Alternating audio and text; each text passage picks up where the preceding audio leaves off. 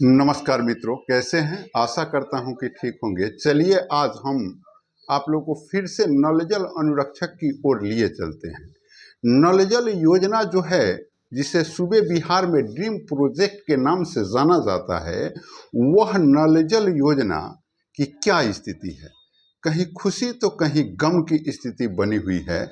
कहीं अनुरक्षकों का पेमेंट जोड़ करके मिल रहा है तो कहीं एक पैसा भी नहीं मिला है। बहुत सारे जगहों से जो रिपोर्टें आई है उसमें यह बात बतलाई जा रही है कि अब जब से अनुरक्षक चयनित है तब से लेकर अभी तक जोड़ करके पैसा मिल रहा है, और कितना पैसा मिल रहा है, कैसे क्या कुछ हो रहा है, सभी चीज़ों को मैं इस वीडियो में बारीकी से बतलाऊंगा।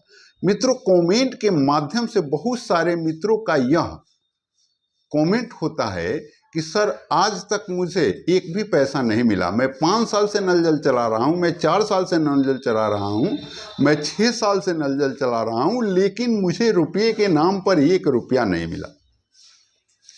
अब जरा सा सोचिए कि कहीं कहीं पे रुपए जोड़ करके मिल रहा है और कहीं कहीं पे 1 रुपया नहीं मिला। सूबे बिहार में एक ही नियम, एक ही कानून, एक ही संकल्प के साथ जो है बिहार की यह नल जल योजना संचालित होती है, जिसका नाम ड्रीम प्रोजेक्ट रखा जाता है। और वह ड्रीम प्रोजेक्ट की यह व्यथा है कि कहीं पे पैसे मिल रहे हैं, कहीं पे पैसे नहीं मिल रहे हैं। तो कहीं पे खुशी हो गए, कहीं पे गम हो गए। तो आखिर जहां पैसे मिल रहे हैं वहां कौन सा नियम संचालित हो रहा है, और जहां पैसे नहीं मिल रहे हैं वहां कौन सा नियम संचालित हो रहा है? ये तो बड़ी विडंबना है। तो चलिए हम लिए चलते हैं कि एक साथी जो वैशाली जिला के पातेपुर के रहने वाले हैं, चंदेश्वर राय जी।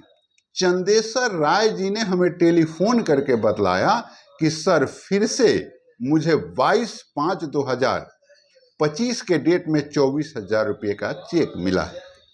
मैं आपको बतला दूं कि पिछले दफ़ा हमने जो वीडियो दिया था उसमें यह बतलाया था कि चंदेश्वर राय जी को किस तरीके से हाई कोर्ट में केस करने के तुरंत बाद हाई कोर्ट के नोटिस मात्र से ही 12,000 रुपये का तुरंत ही पेमेंट कर दिया गया था, और फिर जो है 12,500 का पेमेंट किया गया, फिर 11,500 का पेमेंट किया गया, और फिर जो है उनको 19/5/2025 को 24,000 का चेक दिया गया, और फिर 3 दिन बाद ही 22/5 को 24,000 का चेक दिया गया। और एक यह मामला चंदेश्वर राय जी का ही नहीं है, यह मामला वहाँ के 40% अनुरक्षकों के साथ अभी तक चेक कट गया है। और यह 40% तक का जो चेक कटा है, यह चेक मात्र अभी 4 दिन ही हुए हैं वहाँ के विधायक को बैठक किए हुए अधिकारियों के साथ, और ये 4 दिन के अंदर में ही 40% लोगों को चेक कट के मिल गया। आप सोचिए, मैंने वीडियो दिया था कि किस तरीके से पातेपुर के विधायक, वहाँ के बीडीओ साहब, वहाँ के बीपीआरओ साहब और वहाँ के जो भी स्टाफ हैं उससे रिलेटेड उनकी बैठक करा करके, अनुरक्षकों का बैठक करा करके, उनके बीच में जो है वार्ता करा करके, और किस तरीके से एक समन्वय बना करके अधिकारियों के द्वारा एक निष्कर्ष निकला कि 8 दिनों के अंदर जो है सभी वार्ड क्रियान्वयन समिति के अध्यक्ष जो वार्ड सदस्य हैं वे अपने अपने अनुरक्षकों का पेमेंट करें, अन्यथा उन पर कार्रवाई होगी। और विधायक जी ने कहा कि इस पर लिपापोती नहीं, डायरेक्ट हर हाल में जो भी इसमें अपना जो है सक्रियता नहीं दिखाता है और सरकारी पैसे का गमन करने के फिराक में है, वैसे लोगों पर तुरंत एफआईआर की कार्रवाई।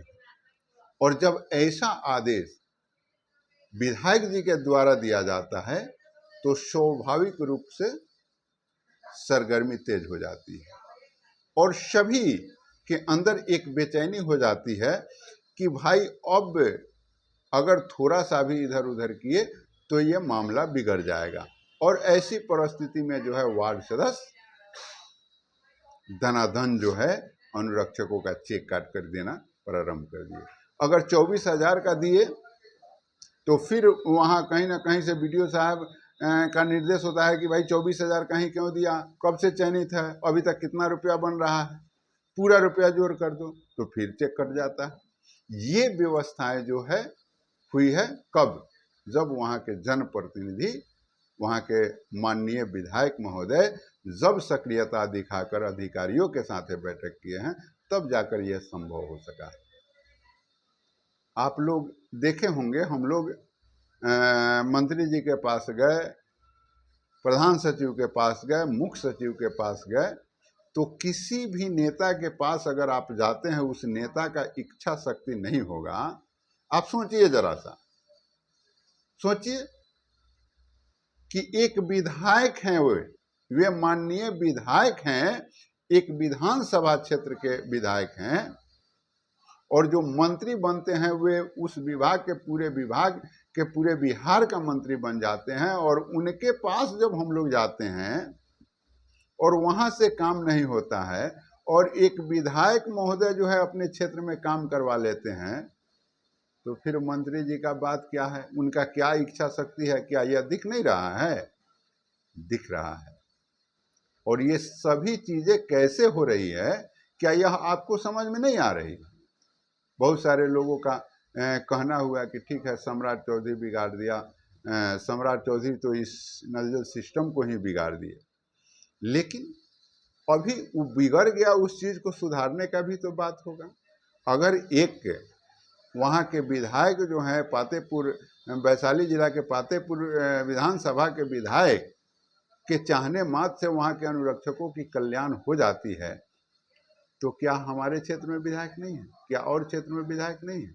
हैं, लेकिन उन लोगों के पास इच्छा शक्ति नहीं है। और यह इच्छा शक्ति कब होगी?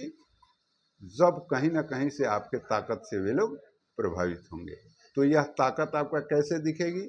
जब आपका संगठन मजबूत होगा, लोकल संगठन मजबूत होगा, प्रखंड का संगठन मजबूत होगा, और उन्हें लगेगा कि भाई विधानसभा चुनाव माथे पर है और यह अनुरक्षक चाहे तो 3 से 4 हजार वोटों का, 5,000 वोटों का अंतर पैदा कर सकता है, तो वह स्वाभाविक रूप से, भैया बहुत सारे विधानसभा में 3,000, 4,000, 2,000, 1,000 वोट से नेता जो है जीतते हैं, और 4-5 हजार वोट का अगर खेल बिगाड़ने में एक प्रखंड में अगर अनुरक्षक सक्षम हो, तो एक विधानसभा में जो है 8 से 10 हजार वोट का खेल बिगाड़ सकता है। कारण 43 पंचायत होता है एक विधानसभा में, और 9 से 10 अनुरक्षक एक पंचायत में हैं, तो आप समझिए कि कितना अनुरक्षक हैं।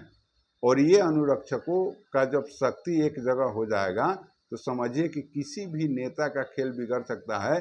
कारण कि कोई भी अनुरक्षक ऐसा नहीं है जो 20 से 25 वोट का डीलिंग नहीं कर सके।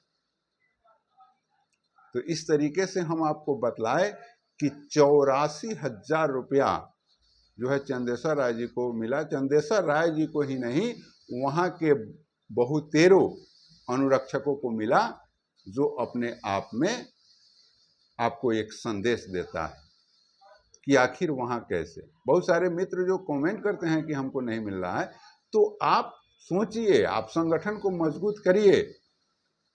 हम अपने प्रखंड की बात बता रहे हैं, हमारे प्रखंड में भी कुछ पेमेंट हुआ, लेकिन जो लोग सक्रिय रहे, जो लोग भाग दौड़ में रहे, जो लोग लगातार ब्लॉक का चक्कर काटते रहे, संगठन से मिले रहे, उन्हीं लोगों का पेमेंट हुआ। जो लोग घर बैठे थे, आज भी उनका पेमेंट नहीं हो पाया। तो इसलिए संगठन कैसे मजबूत होगा और कैसे आपका पेमेंट होगा, इसका विचार तो आपको करना ही करना पड़ेगा। और हम आपको बतला दे कि जब चंदेश्वर राय जी के द्वारा बतलाया गया कि विधायक जी के सामने में भूमिदाता की बात जब की गई, तो रास्ता बिगड़ते हुए दिखाई दिया। फिर वहाँ तत्क्षण जो है दीपक सिंह जी इस बात को संभालते हैं और चयनित अनुरक्षकों की बात करते हैं। वह यह बात करते हैं कि जो लोग भूमि दान दिया, और जो लोग चयनित हो गए और वह कार्यरत हैं उनका पेमेंट तो होना चाहिए। तो विधायक जी इस बात को समझे, जब 1153 लेटर की बात होती है, ये तमाम चीज़ें होती है, विधायक जी जब इस बात को समझते हैं तो इस बात को बीडीओ साहब से करते हैं, बीपीआरओ साहब से करते हैं। तो जब ये उन लोगों को भी यह बात जब समझ में आती है तब यह निष्कर्ष निकलता है कि नहीं, चयनित अनुरक्षक को पेमेंट देना अनिवार्य है। और भूमिदाता की लड़ाई तो दूसरी लड़ाई है, वो जैसे ही आप भूमिदाता की बात करेंगे वैसे ही निबंधन की बात उठेगी, एक लाइन की बात है। तो ठीक है, भूमिदाता की बात भी हो, लेकिन जो भूमिदान दिए हैं और ऑलरेडी चयनित हो गए हैं उन्हें उस पर बात करने की क्या आवश्यकता है? आप तो चयनित अनुरक्षक हैं, आप तो जमीन का भाड़ा मांगने जा नहीं रहे हैं, आप तो जमीन का कीमत मांगने जा नहीं रहे हैं, आप तो जो नल जल चलाए हैं उसका पैसा मांगने जा रहे हैं। तो फिर जब आप जमीन दिए, चयनित हो गए, तो जो काम किए हैं, जो चयनित के द्वारा काम किए हैं उसका ना आप बात करिएगा। और जब उसका बात करिएगा तो आपको कहीं ना कहीं से सहूलियत जरूर मिलेगा। और ऐसे बहुत सारी बातें होती है, सभी का अपना अपना विचारधारा है, जिसे किसी भी विचारधारा को हम लोग उसको डिस्टर्ब नहीं कर सकते हैं। लेकिन आप अनुरक्षक हैं, आपसे हमारा कहना आवश्यक है, आपको संदेश देना आवश्यक है, आपको जानकारी देना आवश्यक है कि आपका हित कहाँ समाहित है और आपका हित की प्राप्ति कैसे हो सकती है। ये तमाम चीज़ें आपको जानना ज़रूरत है।